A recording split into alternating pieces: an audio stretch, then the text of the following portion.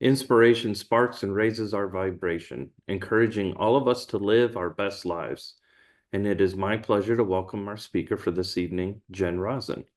Jen is an ordained minister and endeavors to be an inspiration to those she serves. She is the Vice President of SCOA and the Director of the Spiritual Center. A warm Harmony Harbor welcome to Jen. Thanks, Darren. Today's inspirational reading is from the book A Return to Love, Reflections on the Principles of A Course in Miracles by Marianne Williamson, published by HarperCollins in 1992. Marianne Williamson is an author and a political activist. She's written many best-selling books on spirituality, including this one, which spent more than 39 weeks on the New York Times bestseller list. The following is probably the most widely shared quotation from this particular book. She writes, "Our deepest fear is not that we are inadequate. Our deepest fear is that we are powerful beyond measure. It is our light, not our darkness, that most frightens us. We ask ourselves, who am I to be brilliant, gorgeous, talented, fabulous? Actually, who are you not to be? You are a child of God. Your playing small does not serve the world. There is nothing enlightened about shrinking so that other people won't feel insecure around you. We are all meant to shine, as children do. We were born to make manifest the glory of God that is within us. It's not just in some of us, it's in everyone. And as we let our own light shine, we unconsciously give other people permission to do the same. As we are liberated from our own fear, our presence automatically liberates others." Happy Sunday, everybody, with that thought in mind. I hope winter is not treating you too badly wherever you may be located. I am in the midst of 10 days of torrential downpour in southern Oregon. It's pretty crazy right now. I think even the plants are confused. We have tulips and daffodils blooming all around the front porch like it's a sunny day in May. And I'm worried about them freezing overnight or being destroyed by gale force winds.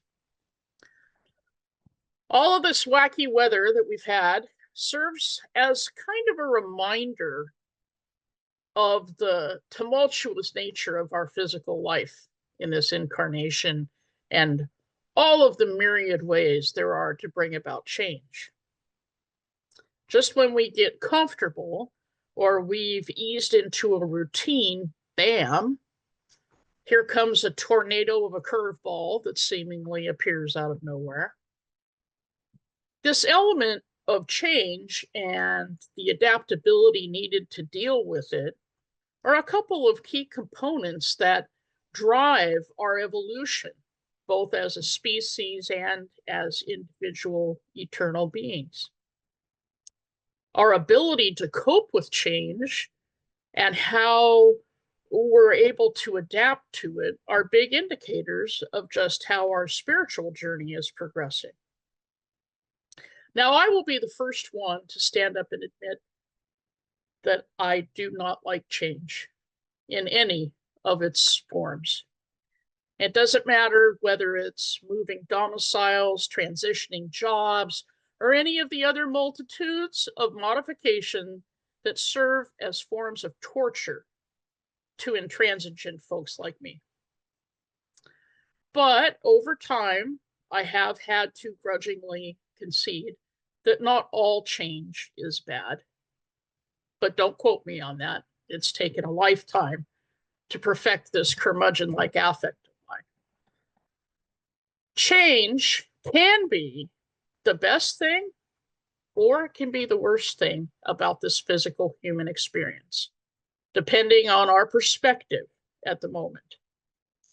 And as we all know, what is the shared common driving force behind this animosity towards change, right?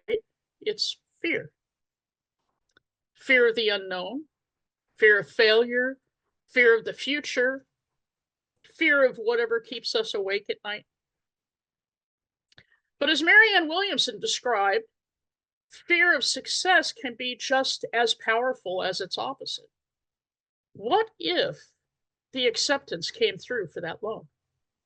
What if the manuscript was accepted by the publisher?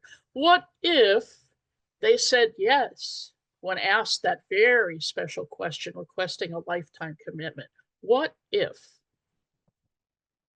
We can be paralyzed by the light of achievement just the same as being frozen in the darkness of despair.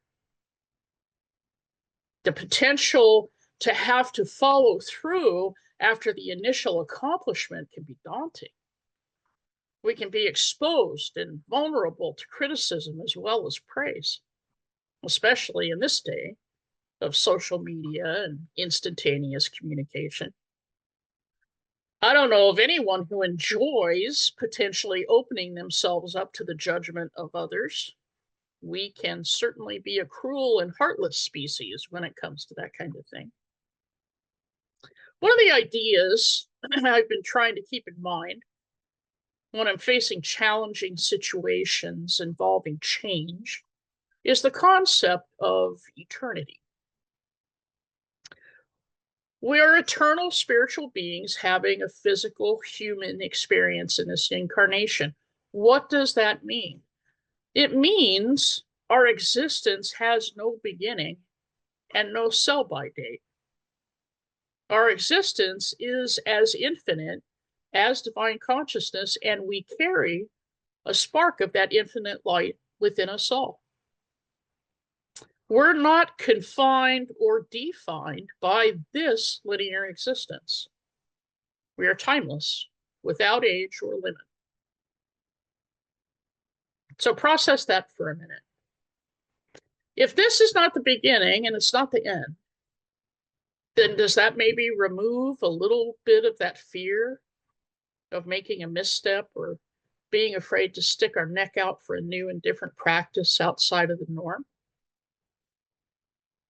The possibilities and consequences are also subsequently themselves endless. We just have to be brave enough to venture outside of our carefully defined parameters and let our light shine bright and proud. Will we always be successful? Nope, that I can tell you for sure.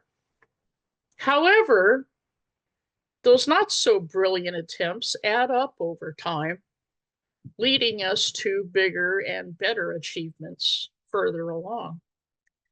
And again, fear should not be allowed to limit our imagination or our ambition.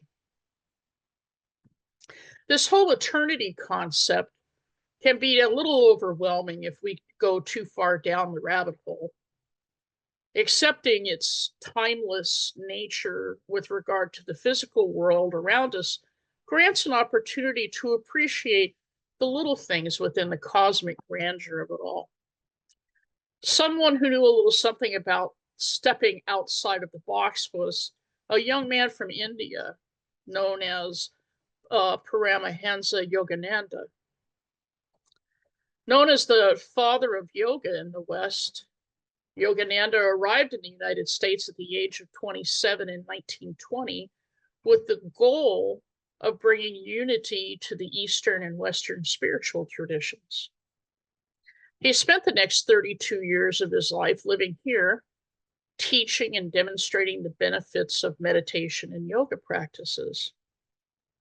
His book, Autobiography of a Yogi, published in 1946 to great acclaim, has sold over 4 million copies and is still considered as one of the most important spiritual books in the 20th century. If you haven't read it, I highly recommend adding it to your reading list. But I can only imagine how daunting it must have been for Yogananda to come to a new country with a message about ideas very few people in the West were familiar with at the time. Talk about change. One of my favorite poems of his was published in 1923 in the book Songs of the Soul, and it's titled simply Eternity. Oh, will that day arrive when I shall ceaselessly ask and drive eternal questions into thine ear, O eternity, and await solution as to how weak weeds do grow and stand unbent, unshaken beneath the trampling current, how the storm did wreck titanic things, rooted trees, and quick disturbed the mighty seas. How the first spark blinked, and the first tree, the first goldfish, the first bluebird so free, and the first crooning baby in this wonder house made their visit and entry. They come, I see, their growth alone I watch. Thy cosmic molding hand that secret works on land and sea, I wish to seize, O eternity. Yogananda realized that everything in nature was a reflection of the infinite grandeur of the cosmos, and the freedom to question and receive answers is part of our divine inheritance. As we come to recognize and acknowledge our eternal nature and what that means in the big scheme of things, it becomes apparent that to fulfill our quest for advancement and enlightenment, we too must seize the moment and lead by example. We perform an invaluable service for our fellow travelers when we put ourselves out there, allowing the divine light within us to illuminate our walk. Lead a meditation, participate in a healing circle, take a class on mediumship, volunteer in some capacity that might be just a little uncomfortable for what our normal tendencies would be. Participate in any action that requires moving our trepidation to the side and allowing our inner illumination the room to breathe and give light and life to another.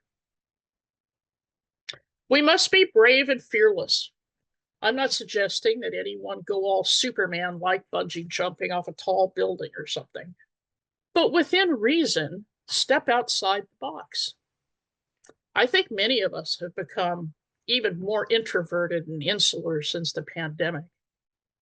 It's time to spring forward, not just our clocks like we did last week, but also spring forward from our own inhibitions when it comes to our spiritual path.